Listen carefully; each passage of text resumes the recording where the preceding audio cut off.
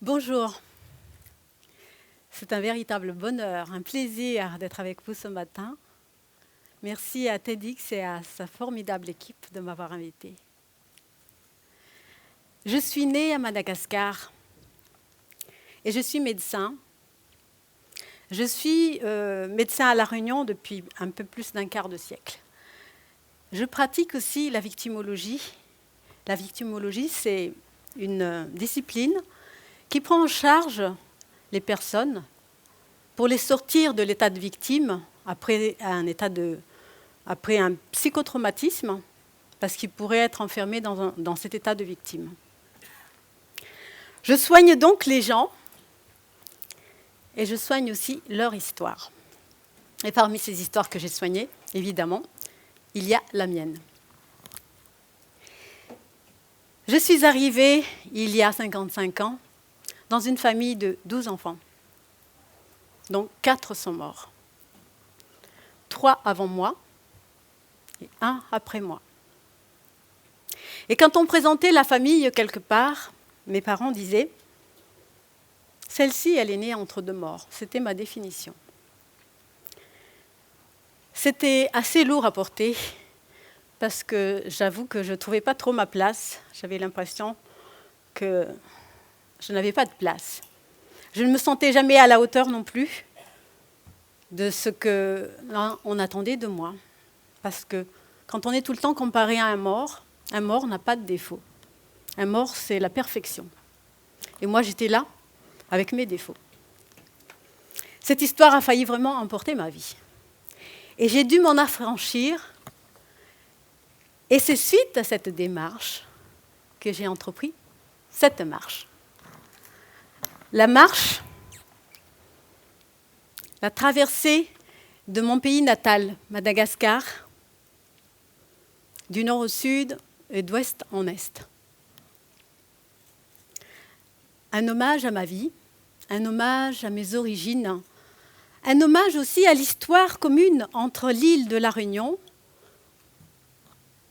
où j'ai choisi de vivre et d'élever mes enfants, et Madagascar, mon pays d'origine, d'où sont partis, il y a 350 ans, les premiers habitants de l'île de La Réunion. Nous sommes le 15 juillet 2008. Nous arrivons dans un village de pêcheurs, Ramène, dans le nord de Madagascar. C'est une association de femmes qui nous accueille et qui nous offre des parios pour la route.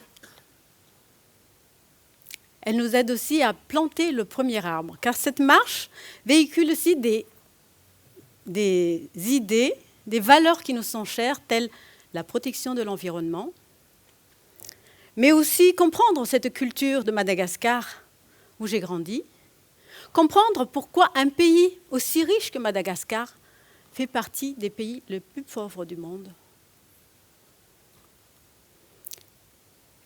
Nous voilà sur la route, nous sommes une vingtaine de personnes, des Réunionnais, des Malgaches, des Français, des Mauriciens, une grande diversité. Et moi, ça me remplit la diversité. 15 kilomètres un petit peu plus loin, sur ma droite, j'aperçois un îlot avec des arbres, un peu dénudés, sans feuilles, et où on aperçoit des paquets. Et je demande, qu'est-ce que c'est ? C'est un sanctuaire d'enfants. Ici, quand les enfants meurent, avant d'avoir des dents, on ne les confie pas à la terre, on les confie aux arbres. Nous arrivons à Diego Suarez, la ville la plus au nord de Madagascar, une ville métisse, bâtie par des Français, des Réunionnais, des Malgaches, des Comoriens, des Indo-Pakistanais. Une ville métisse, et je me remplis encore une fois de cette diversité. Nous allons longer le versant nord-ouest de Madagascar, le long du canal de Mozambique.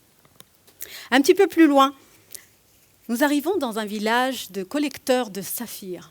Et oui, des pierres précieuses. Ici, on marche sur des pierres précieuses. Mais ce qui m'interpelle, c'est qu'il n'y a rien, absolument rien, à cet endroit qui nous fait penser qu'il y ait tant de richesse. C'est les mêmes cases qu'ailleurs. Il n'y a pas d'infrastructures, pas d'hôpitaux, pas de grandes écoles, pas de beaux bâtiments. Juste une pancarte qui arbore fièrement « Syndicat de collecteurs de saphirs ». Quelques dizaines de kilomètres plus loin, nous arrivons dans un parc national. Il y en a 12 à Madagascar. Une mine de richesse. Tout le passé du Gondwana concentré, légué à Madagascar dans ce parc. Et ce qui m'interpelle le plus, à l'entrée, une pancarte qui me dit « L'entrée est interdite à tous les descendants des lignées qui ont eu des démêlés avec la communauté traditionnelle d'ici. » Quelques-uns d'entre nous sont frappés par cet interdit. Les démêlés se sont passés il y a 200 ans. Entre-temps, on a été colonie française. On a accédé à l'indépendance. Nous sommes au XXIe siècle. Et cet interdit est là, qui me rappelle l'exclusion, la discrimination. Quelques dizaines de kilomètres plus loin, nous sommes présentés à un roi, le roi Saïd Ali Fangaïbé. Les rois sont les gardiens de notre histoire et de notre culture. Et je ne peux pas m'empêcher de lui faire part de mon indignation face à cet interdit. Et ce qu'il me dit, vous savez, ça fait très longtemps que nous nous sommes mélangés. Mais maintenant, c'est à vous d'investir ce que nous avons fait. Un petit peu plus loin, nous arrivons devant une école. Et le maître d'école, cette école, c'est une école créée par les parents d'élèves parce que l'école publique était très loin et c'était dangereux pour les enfants. Le maître d'école, un jeune homme, avait en charge 96 élèves, à lui tout seul, qu'il répartissait par demi-journée. Et ce qui m'impressionnait le plus, c'est qu'il n'avait pas à hausser le ton pour se faire entendre de ses élèves. Comme un seul homme, ses enfants, ils nous présentent un spectacle de chant et de danse pour nous souhaiter la bienvenue. Et au moment de partir, voilà ce qu'il nous dit, l'instituteur. Vous savez, j'aimerais tellement contribuer à votre aventure, mais aujourd'hui, je n'ai que ce que les parents d'élèves m'ont apporté. C'est mon repas de midi, c'est du poisson, je vous l'offre. Je suis vraiment très touchée de tant d'amour inconditionnel au cours d'une rencontre sans lendemain. Un petit peu plus loin, c'est encore une femme médecin qui nous accueille. Cette fois-ci, nous allons dormir dans une maternité. Il n'y avait pas d'accouchement ce jour-là. Et cette femme, elle nous présente ce qu'elle fait comme travail. Elle a en charge à peu près 30 000 personnes. Elle fait absolument tout. Elle fait les statistiques, elle fait le SAMU, elle fait les maternités, les maladies courantes, le ménage, le jardin, et avec le sourire. Nous allons arriver maintenant vers la côte est. Nous rejoignons l'océan Indien. Nous avons quitté le canal de Mozambique et nous arrivons à l'océan Indien. Une ville, Manakar, où le marché est vraiment un concentré de diversité de Madagascar. Tous les dialectes, des coiffures différentes, des vêtements différents. Et là encore, je me remplis de mon identité plurielle. Et nous longeons la route nationale 12, qui est donc une ligne droite, avec à notre gauche l'océan Indien, et sur notre droite, la chaîne de montagnes de l'Anous. Et ce chemin est un véritable cours d'histoire. Car ces monuments, il y a des monuments qui me rappellent que nos ancêtres ont participé à la guerre de 14-18, à la guerre de 39-45, notre histoire française. Que nos ancêtres se sont battus contre la colonisation. 100 000 morts en mars 1947. Et que par la suite, nous avons accédé à l'indépendance. Et puis d'autres monuments, des stèles, parce qu'ici, quand quelqu'un meurt, on érige une stèle en sa mémoire. et nous arrivons à Fort-Dauphin. Il y a là une stèle bâtie par les Réunionnais et les Malgaches en hommage à ces personnes qui sont parties et qui ont atterri à La Réunion le 10 novembre 1763. Voici 350 ans. Nous sommes aujourd'hui le 4 février 2009. Nous avons parcouru 2250 km en 114 étapes et nous avons été à peu près une cinquantaine de personnes à aller et venir. Nous sommes 10 à l'arrivée. 3 jours plus tard, nous apprenons par la radio qu'une manifestation populaire a été réprimée de manière sanglante dans la capitale, faisant plusieurs dizaines de morts. Et là, je retrouve ma mémoire. Aussi loin que je remonte dans mes souvenirs, de nombreuses manifestations ont été réprimées de manière sanglante dans ce pays. Et les dates de ces grenades dans ma tête, 71, 72, 85, 86, 91, 2002, et là, 2009. Et la liste n'est pas exhaustive.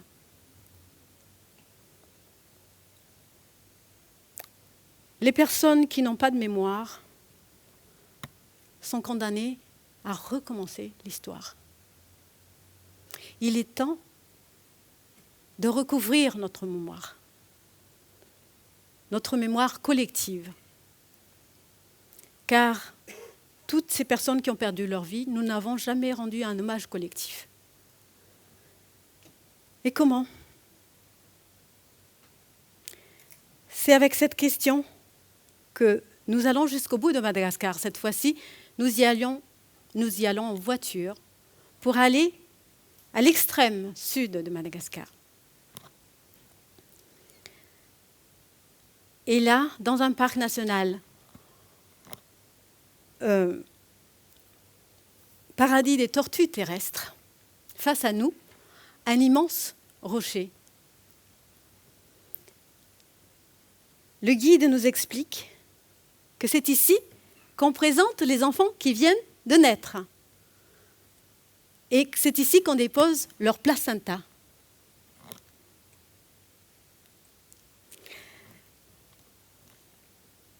Et donc, tout se connecte dans ma tête d'un seul coup.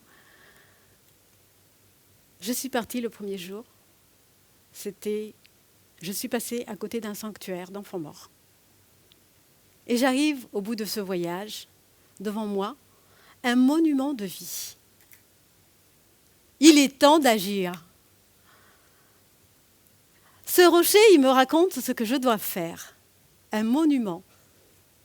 Une stèle comme ce que j'en ai vu tout le long de ma route pour rassembler les habitants de Madagascar au-delà des clivages politiques, religieux, économiques, ethniques, les luttes de pouvoir, afin de léguer une identité commune à l'enfant qui arrive après nous.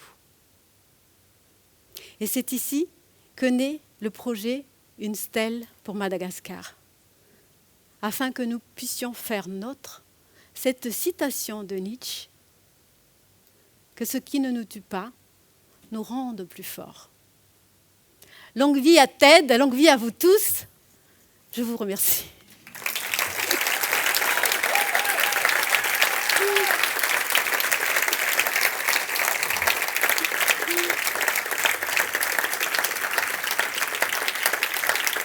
Merci.